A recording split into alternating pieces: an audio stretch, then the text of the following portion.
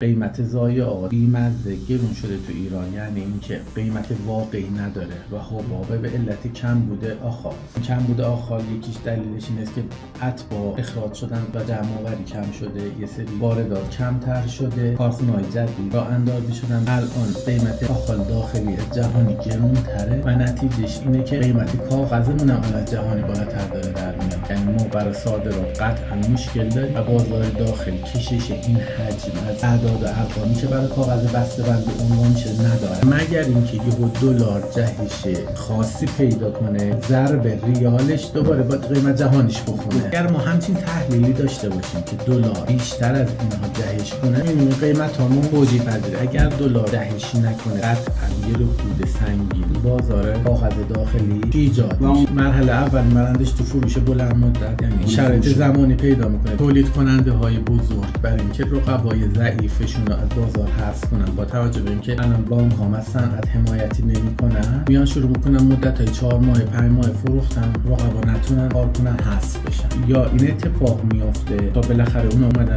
شرکت های چند هزار میلیاردی به این راحتی که کنار نمیکشن کلش انبار کنه، اونا تامین مالیشون هم راحت تر، یعنی پولش هم دارن هم شرکتی بزنن و مرحله بعد مجبور میشن قیمتاشون رو تعدیل کنن که داخل بتونن بفروشن. من نهایتا 40 روز 50 روز دیگه بیشتر نمیبینم که بازار تکلیفش پیدا میشه. به نظر من به 2 ماه آینده نمیکشه که بازار یا استوپید وحشتناک میخورن، توجیه نداره که 50% بسته‌بندی گرون بشه. نشاسته گرون شده، میگن آقا نهادهای دامی وارد یا گرون شده یا ارز ترجیحشو برداشتن، آخر که ارز نداشته. بحثی هم هست که کاغذ نسبت به تورم کمتر گرون شده بود و اومد خودشو برسونه، اما اینقدر نبود. ما الان مشکل تامین داریم و یه بخشش هم مربوط به عوارض نبود برق تو تابستونه که یه سری تولید کم شد، جنس تو بازار کم شد. حداقل 18 سالی که کار ضایعات میکنن بحران توش بوده، اما من هم تو سیدی یاد ندارم ما یه بار خریده باشیم مثلا 4 تا ماشین داریم، هر 4 تاش تو راه یکی دیگه بخره بارا. مثلا اون کارخونه داره خطش میخوابه و مثلا من خریدم 20 تا، اون میگه من 21 میخرم، یکی دیگه بیاد 22 رو دستم میخره. اینجوری که نمیشه کار کرد به کاسبی کرد. قطعا هم ادامه نخواهد داشت این روند.